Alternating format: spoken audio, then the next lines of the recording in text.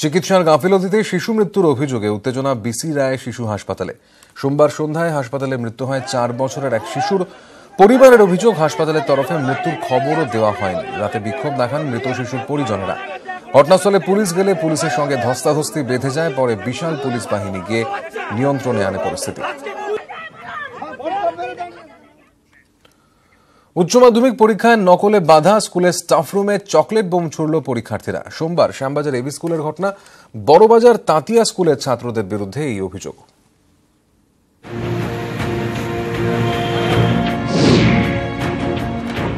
Shyambazar AB স্কুলে উচ্চ মাধ্যমিক পরীক্ষার সিট পড়েছিল বড়বাজার তাঁতিয়া স্কুলের ছাত্রদের। পরীক্ষার প্রথম দিন থেকেই নকলের চেষ্টা চলতে থাকে। দুটি মোবাইলও ধরা পড়ে পরীক্ষার্থীদের থেকে। সোমবার উচ্চ মাধ্যমিকের সায়েন্সের শেষ পরীক্ষা ছিল। নকলে বাধা দেওয়ার বদলা নিতেই সোমবার পরীক্ষা শেষ হওয়ার পর বেলা 1:30 নাগাদ স্কুলের সামনে বোমা ফাটায় কয়েকজন পরীক্ষার্থী। স্কুলের স্টাফ রুমের জানলা দিয়েও চকলেট বোমা ছুড়ে দেন পরীক্ষার্থীরা। পরীক্ষা দিতে এসেছে ছেলেরা, নেবে বাইরে বেরিয়ে এখানে হই হট্টগোল করছিল কিছুক্ষণ ধরে, কিন্তু তারপরেই দেখলাম আস্তে আস্তে বোমা ফাটতে শুরু করলো।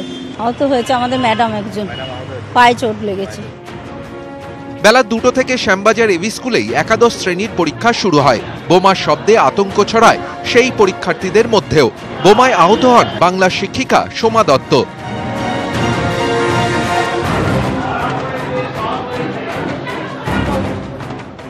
নিশ্চয়ই কমপ্লেইন করবে কাউন্সিলকে। আমি ইন্ডিভিজুয়াল কি করব, সামান্য একটা বাড়ি ছুঁড়েছে আর তার জন্য। এলাকাবাসী বাধা দিতে এলে তাদের সঙ্গেও মারপিট করেন পড়ুয়ারা। বোম ফাটাচ্ছিল, চকলেট বোমগুলো।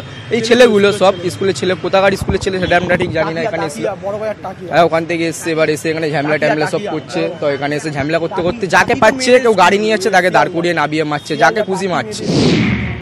এই ঘটনায় স্কুলের ওপরই সিদ্ধান্ত গ্রহণের দায়িত্ব ছেড়ে দিয়েছেন উচ্চ মাধ্যমিক শিক্ষা সংসদের সভাপতি মহুয়া দাস। খবর পেয়ে এলাকায় আসে শ্যামপুকুর থানার পুলিশ। এই ঘটনায় 2 পরীক্ষার্থীকে গ্রেফতারও করা হয়েছে। বাকি পড়ুয়াদের খোঁজে তদন্ত জারি রেখেছে পুলিশ। নিউজ 18 বাংলা।